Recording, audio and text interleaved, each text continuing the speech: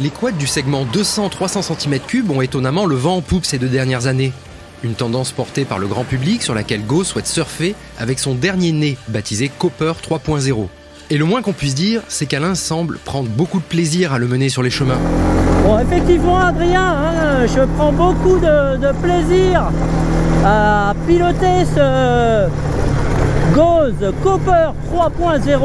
J'ai vraiment hâte de voir ce que ça va donner et de comprendre un petit peu cet engouement pour les 300 cm3. Je profite que Gauss lance son tout nouveau Cooper 300, enfin 3.0, avec une motorisation de 271 cm3 fabriquée par Longines. Longines, donc tout le monde connaît, c'est une usine chinoise, un motoriste assez répandu et assez connu sur les motos, sur les quads, quelque chose de fiable. Un quad qui est compact mais moins que la concurrence. On se sent bien assis ou debout. Le triangle entre le marchepied, la selle et le guidon est très bien, même si on mesure plus d'1,75 m, on se trouve à l'aise sur la machine. Tout tombe relativement bien sous les doigts.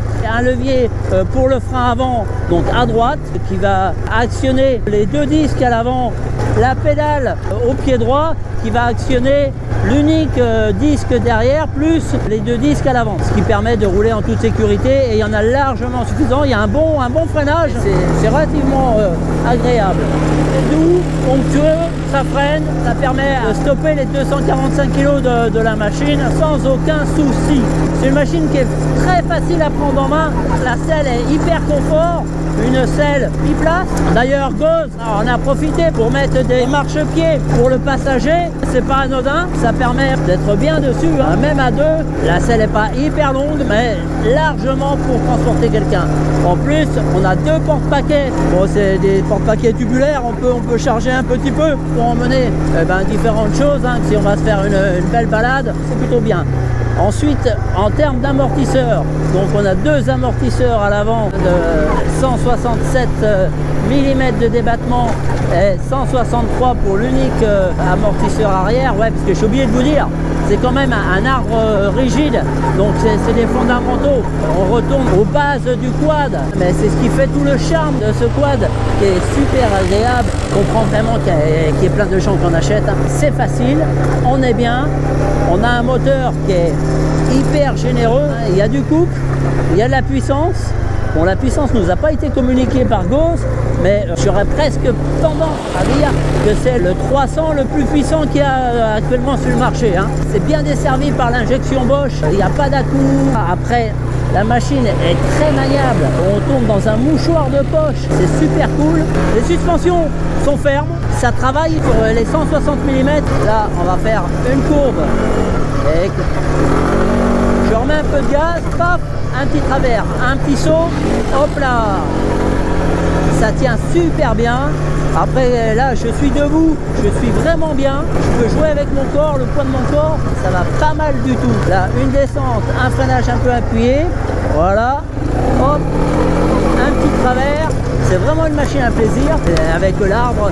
J'avais déjà remarqué ça avec la concurrence, avec le Kymco, où je m'étais vraiment régalé. Et là, Gauss sort une machine qui est bien finie, qui est aboutie. Je pense que la concurrence a un petit peu de soucis à se faire.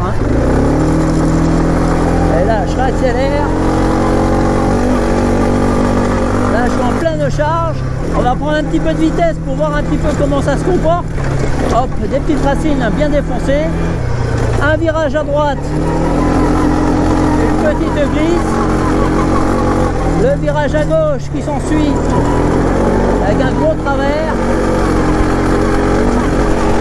C'est vraiment cool. Et vous pouvez me croire, on roule vraiment vite. Et c'est pas fatigant du tout.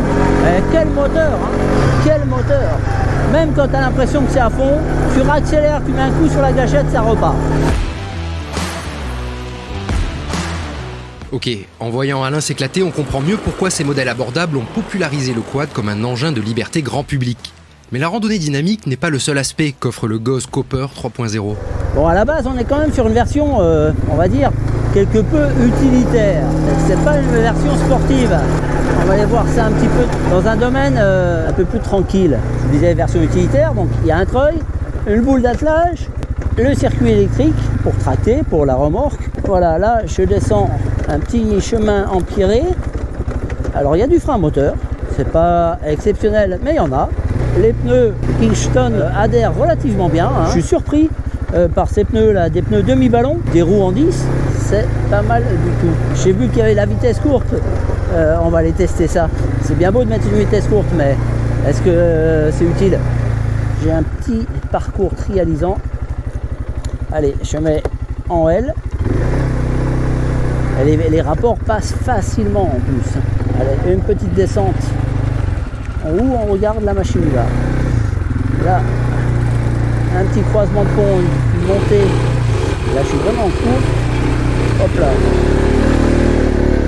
Là, ça se lève, ça repart. Ouais, ça passe super bien. Je suis passé, hop, facilement, j'en reviens pas.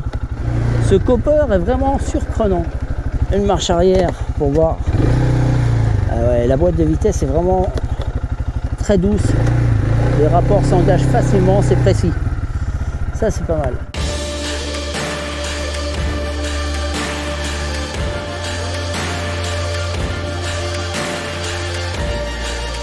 Une journée d'essai qui se termine.